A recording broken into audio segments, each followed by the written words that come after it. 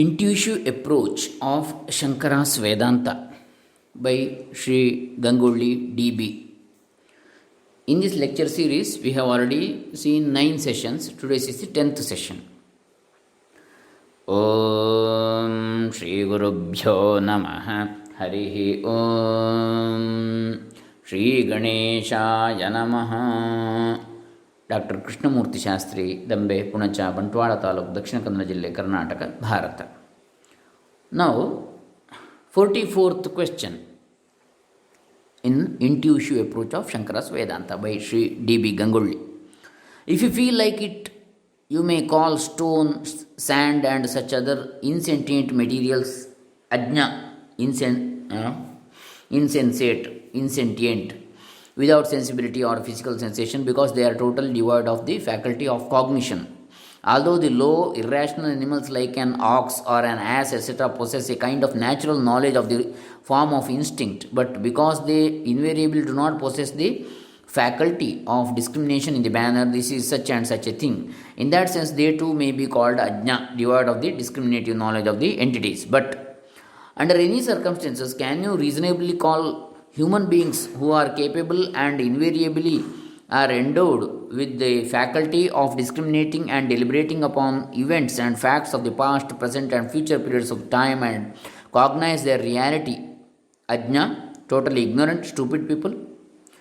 If they were so ignorant, could it have been possible for them to select properly the respective and relevant valid means of cognition like pratyaksha, perception, anumana, inference, etc., needed in various sets of circumstances and situations to enable them to cognize the reality of the entity in question? Answer. This long-winded objection has been anticipated, taken up for consideration, and answered by Sri Shankara in his introduction in the following manner. Objection. Katham punaravidyavad vishayani pratyakshadini pramanani shastrani cha. Meaning, how is it that empirical valid means of cognition like pratyaksha, anumana, etc. and shastras proceed and are meant only for the ignorant ones? Answer.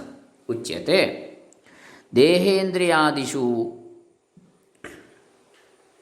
aham mamabhimana रहितस्य प्रमातृत्व अनुपपत्तौ प्रमाण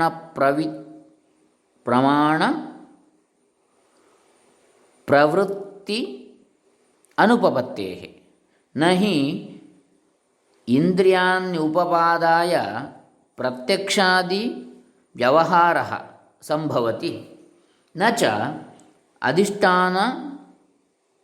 अधिष्ठानम् अंतरेण इंद्रियाणां व्यवहारः संभवति न च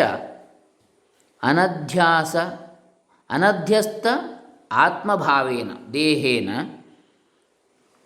कश्चिद् व्याप्रियते न च एतस्मिन् सर्वस्मिन् असति असंगस्य आत्मनः प्रमातृत्वम् उपपद्यते न च प्रमातृत्वम्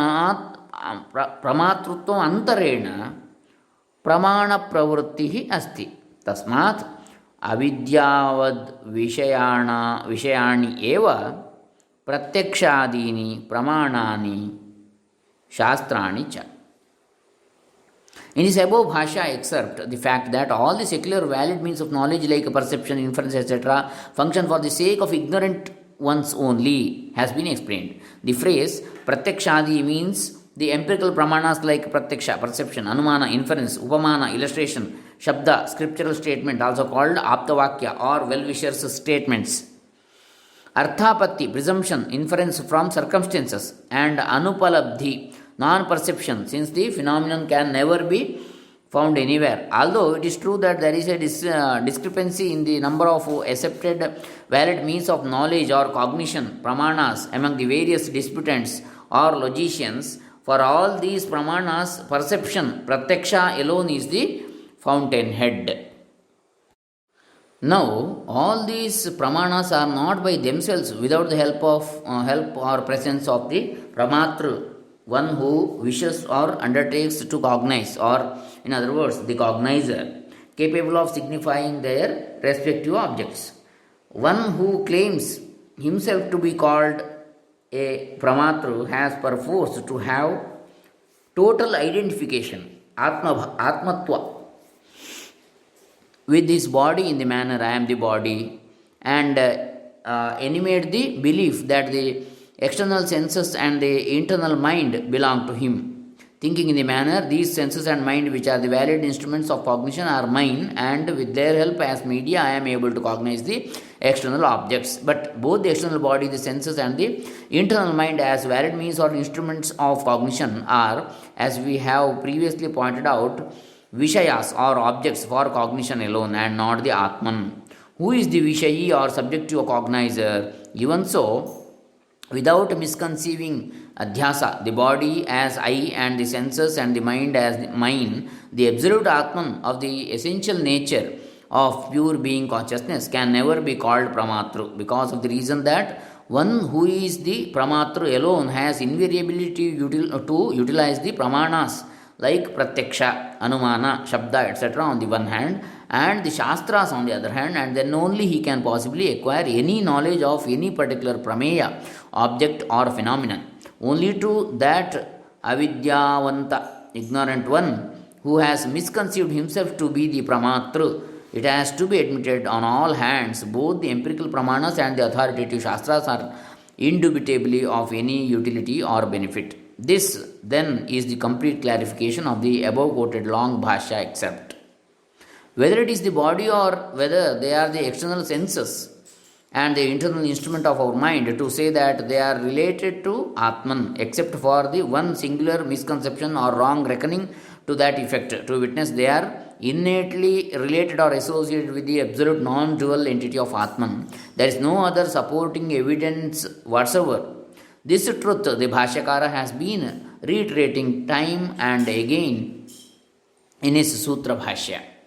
As regards the objection, if you so feel, you may call animals like an ox, a donkey, ajna, but are not human beings capable of discrimination. Sri Shankara provides a solution like.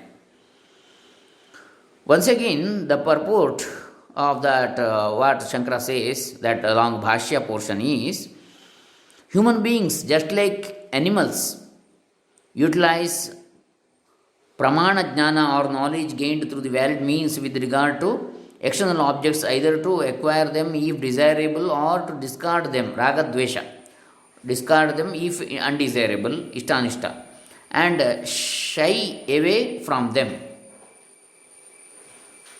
It is true that human beings are more discriminative than animals and shy away from them. It is true that human beings are more discriminative than animals, creatures, etc. But in their workaday transactions, whether it is in regard to rushing forward towards desirable objects or whether in regard to receding away from things when it is known that they are bad, dangerous, or harmful, it cannot be affirmed that human beings always invariably utilize their discrimination and behave accordingly. For merely on the ground of their feeling to acquire them, the external objects always do not continue to be good or beneficial at all. Neither do the objects which were undesirable always continue to be bad or disadvantageous.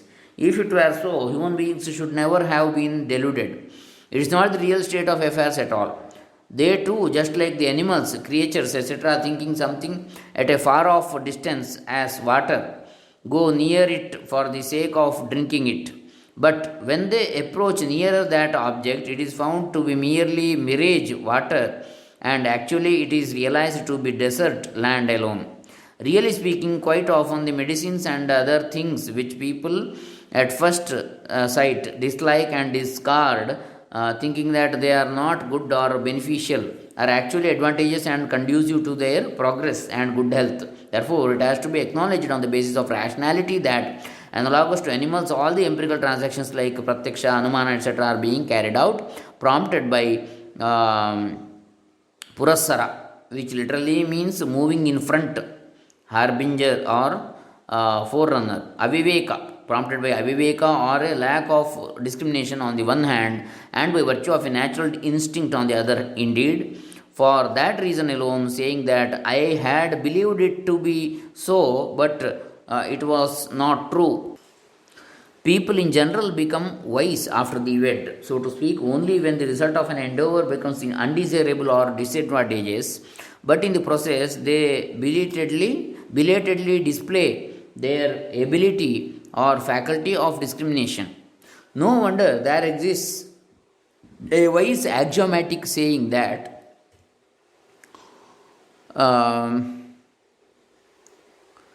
स्वस्वानुष्ठान समये munayopi na panditaha, meaning even munis or sages who keep on teaching or giving discourses to their followers, when it comes to the question of their own work or endeavor, are not knowing more often than not the truth about it. This is the 44th question.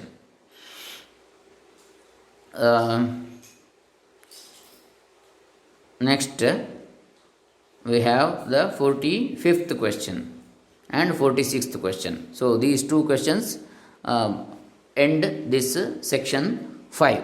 After that, we have the section 6, Sarvatrika Anubhava, in the next session, that is in the 11th session. So, this is 10th session concludes with the two questions and answers. Now, 45th and 46th. So, let us see the 45th question now. So far as the Laukika Vyavaharas are concerned, we may take it for granted that people in general are deluded, but as prescribed in the Shastras in the manner this should be done or performed, this should not be done or performed without such discriminative knowledge as stipulated, who can carry on any Vaidika Vyavahara at all? In this regard, the discriminative faculty which human beings possess can never be found in the animals, creatures, etc. Is it not? To this, Sri Shankara has given the following answer. The real purport, that is, it is true that a qualified person who observes or performs the Shastriya karmas or rites and rituals stipulated in the scriptures possesses the knowledge that the Atman or self, Jiva, who transmigrates to other lokas or worlds, as mentioned in the texts of Karma Kanda as well as the Upasana Kanda of the Vedas, and enjoys either happiness or misery, is different and separate from the body, the senses, etc. But the intuition knowledge of the absolute reality of pure being consciousness of Atman, Paramartha Jnana, which is that is a Paramartha Atma Jnana, which is taught in the Vedantas, Upanishads, he does not have in the least. It is taught in the Upanishads that Atman does not have the pairs of drawbacks or blemishes like hunger and thirst, grief and attachment, old age and death, etc. Brihadaranyaka 351. Such an Atman am I. This sort of an intuition knowledge is not attained by one who endeavors to perform karmas so as to attain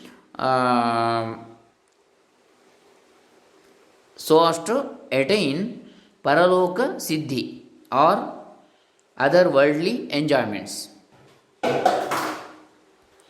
Further, the Upanishads teach that apart from Atman, there does not at all exist, in the absolute intuitive sense, the jatis or castes like Brahmana, Kshatriya, Vaishya, Shudra, nor the various lokas or other worlds, both superior and inferior to this our present empirical waking world, nor the devatas or deities who are to be worshipped and whose blessings are to be invoked by means of the Vedic karmas, nor the various pashus or sacrificial animals and such other victims of sacrificial oblations which are stipulated to be used in several yajnas and yagas mentioned in the ritualistic portions of the Vedas. Brihadaranyaka 246.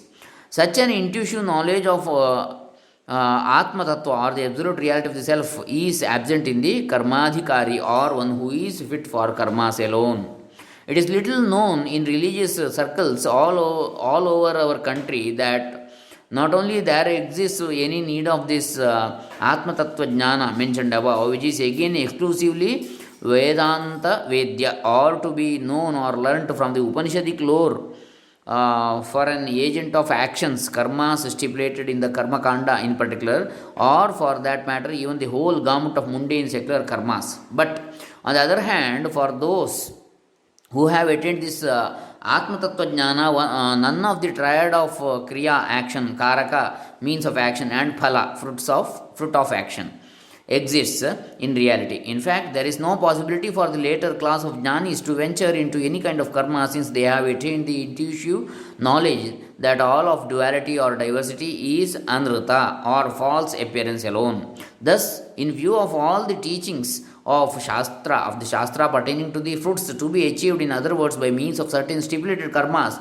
are meant for those avidyavantas who do not have the Atma Tattva Jnana, which is also Paramartha. It is tantamount to saying that the former Paralaukika karmas also are meant for Avidyavantas alone, and this conclusion is rational and proper indeed. Next, last question in this section, fifth section, that is 46th question. All right, let us take all this you have said as granted, but how at all can it be accepted that even the Vedanta Pramana or the authoritative validity of the Upanishadic lore, which is Mokshapara or devoted exclusively to liberation, is also for Avidyavantas only? If such a text too is dismissed of saying that it is meant only for the ignorant people, then in that case, which other Pramana, if at all there is one, meant exclusively for the sake of Vidyavantas or the knowing ones exists? Which pramana should the knowing one jnani follow if he were to determine as to which is the karya or that action ritual which is to be done or performed, and which is akarya or that action which is not to be done or performed? Answer. To this we have already given an answer in so many words. Is it not true that Sri Shankara has written that in order to help get rid of this adhyasa, which is the root cause for all miseries and ills, anartha of transmigratory life, and which is of the nature of mithya pratyaya rupa or false, unreal type of belief or concept alone, all the Upanishads have started expounding adhyasa bhashya. Therefore, only that person who has the wrong conception or belief of the type Atman is of the form of a Kartru or a Bhoktru, who is none other than the object for the I notion, Aham Pratyaya Gochara, aspires in the manner I want moksha, liberation from this bandha, bondage of the transmigratory existence, and only he thereafter starts deliberating upon the purport of the teachings of the Shastras, particularly the portion pertaining to the Atma Tattva Jnana. Because this person, called in Vedantic parlance Mumukshu, has listened to the Shruti, Upanishadic sentence like a Brahmajnani realized soul attains moksha, which is the Parama Purushartha or the final ultimate goal, summum bonum of human existence, Taittiriya Upanishad 2.1, and thereupon has launched himself on the intuitive deliberation to know or cognize the Brahma Tattva or absolute reality of Brahman or Atman. It is evident that he, though a mumukshu, desirous of knowing the ultimate reality, is yet without the intuitive knowledge, experience of the Atma Tattva. And not only that, he is one who has wrongly known or believed, misconceived that Tattva, and hence can be said to be still an avidyavanta alone. On the other hand, vidyavan, or the Atma Tattva Jnani, who has already attained the intuitive knowledge, experience, anubhava of Atma Tattva, since he has attained the consummate plenary knowledge to the effect that Brahmatma Tattva alone is the Paramartha Satya. For this his sake, no Shastra whatsoever is any more needed to witness. In his case, the prime and final purport of the Upanishads has come to fruition, and no Shastra whatsoever it may be holds good as a pramana any longer. When Vidya is intuited or realized, there does not exist any empirical or mundane transaction or vyavahara. Neither there is any possibility or scope whatsoever for any kind of a desire to perform any karma in a vidyavan. Then, in that event, even the Veda or scripture does not at all subsist as a pramana. In support of this above teaching, the following Upanishadic statements are adduced. Yatratvasya सर्वम आत्मैव अभूत तत् केनकं पश्येत केनकं विजानीयात Brihadaranyaka 4:5-15, already mentioned in the answer to question number 43. This is in support of the teaching that when everything has become Atman, pure consciousness alone, there is no vyavahara whatsoever. Next, आत्मानं चेद्विजानीयात् अयमस्मीति पूरुषः किमिच्छन् कस्य कामाय शरीरमनु संज्वरेत.